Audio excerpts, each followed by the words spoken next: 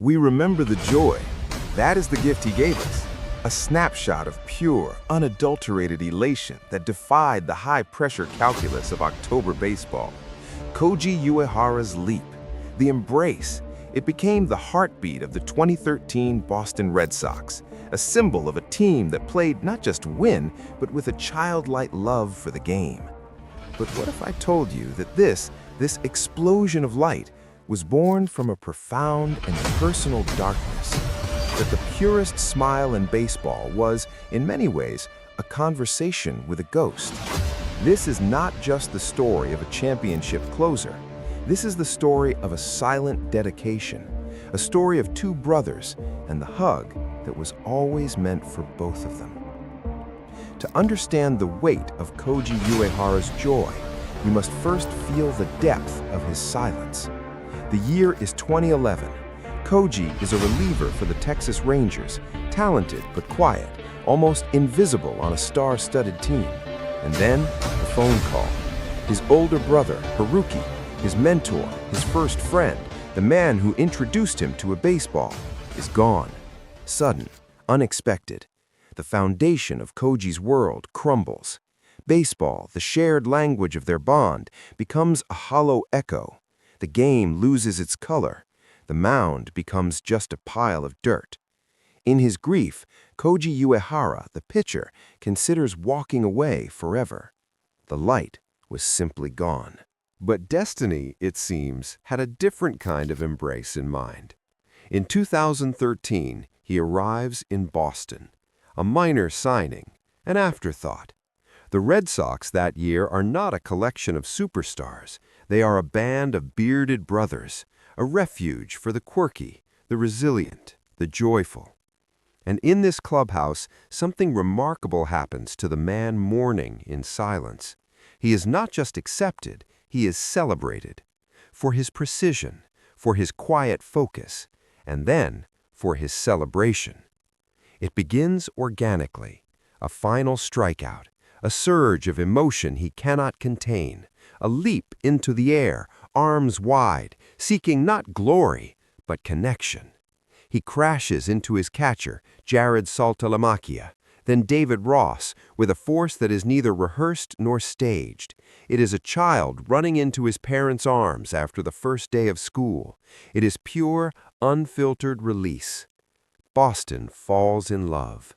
High fives with Koji becomes a phenomenon. We see only the light. We have no idea it is powered by the dark. Now watch closely. This is where the story lives, in the slow-motion close-ups. The camera finds Koji on the mound in a critical playoff moment.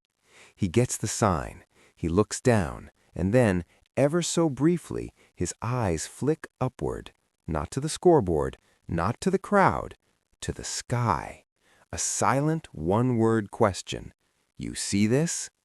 The pitch is thrown, strike three, and then the explosion, the leap, the scramble towards the plate, that radiant smile breaking across his face like dawn. But look deeper. Look past the smile, into the eyes. What you see there is not triumph. It is relief. It is catharsis. It is the look of a man delivering a message he's carried for 2 long years. Every single one of those iconic embraces, who were they really for? Yes, for Salty, for Ross, for the team.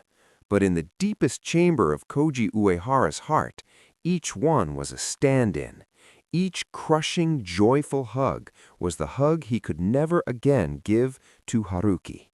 The celebration we all shared was, in its most sacred, secret part, a private memorial.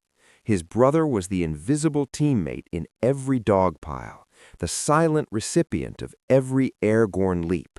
The joy was real, but it was joy refracted through the prism of loss, making it all the more brilliant, all the more poignant. The climax of this silent dialogue came on the biggest stage, the 2013 World Series. When the final out settled into the glove of Koji Uehara, the man who had once considered quitting was now at the epicenter of baseball heaven. He was the ALCS MVP. He was a champion. The camera finds him in the chaos, embraced by his bearded brothers, and for the first time, the tears are not hidden. They stream down his smiling face, two rivers of release, one for the past, one for the present, finally merging. He had journeyed from the deepest valley of personal sorrow to the absolute peak of professional joy. And he had done it by transforming his grief into a gift of contagious, unabashed happiness for an entire city.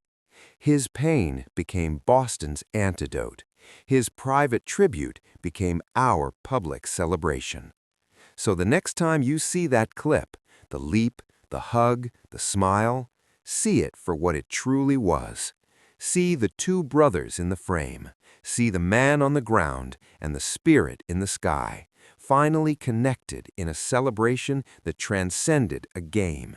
It was a lesson written in joy, that our deepest wounds can, in time, become the very wellspring of our greatest light.